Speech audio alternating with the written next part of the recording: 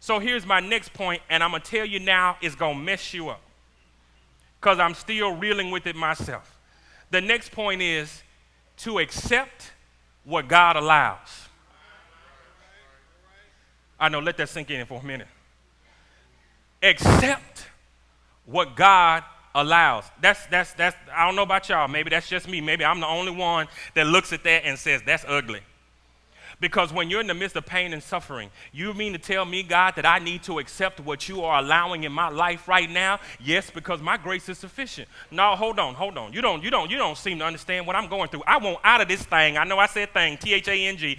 I want out of this thing, and I want out right now. Accept what God allows.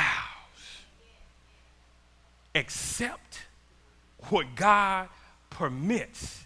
When it doesn't feel like it's fair, when you don't want to deal with it, when you don't want to go through it, accept what God allows. Notice, Paul doesn't go back and combat with God. When he says he accepts what God says is his grace being sufficient, Paul then says, therefore, Paul moves on. He said, there's no point in me continuing to talk about and go back down this road anymore because God has allowed this to happen. See, we have to understand that everything that God does is good.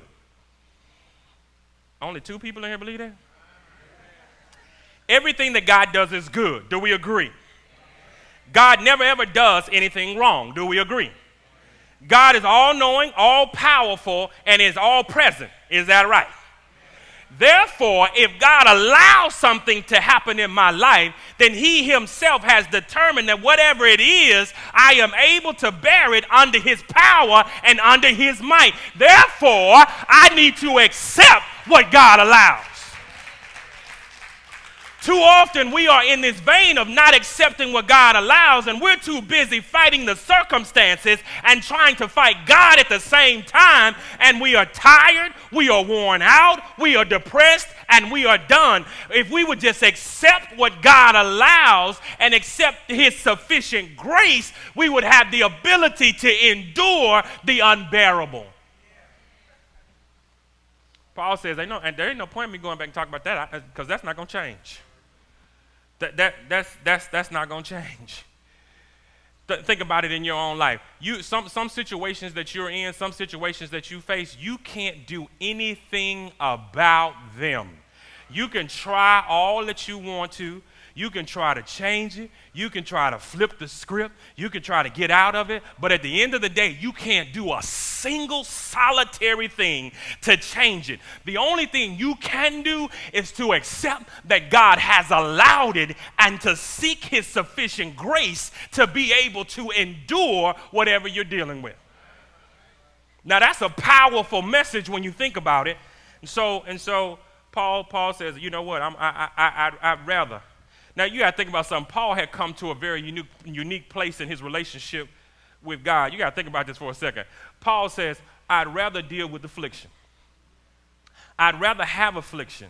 I'd rather have pain and suffering. I'd rather have hard times. I'd rather have trials and tribulations and challenges. I'd rather have those that the power of God may rest upon me.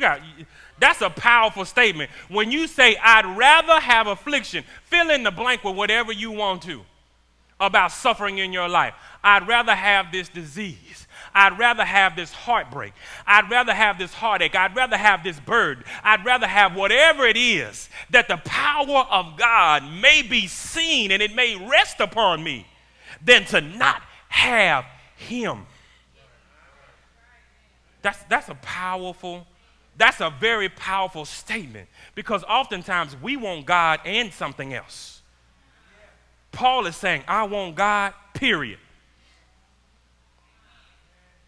And if it means infirmities, if it means afflictions, if it means suffering, I will gladly take those that the power of God may be seen.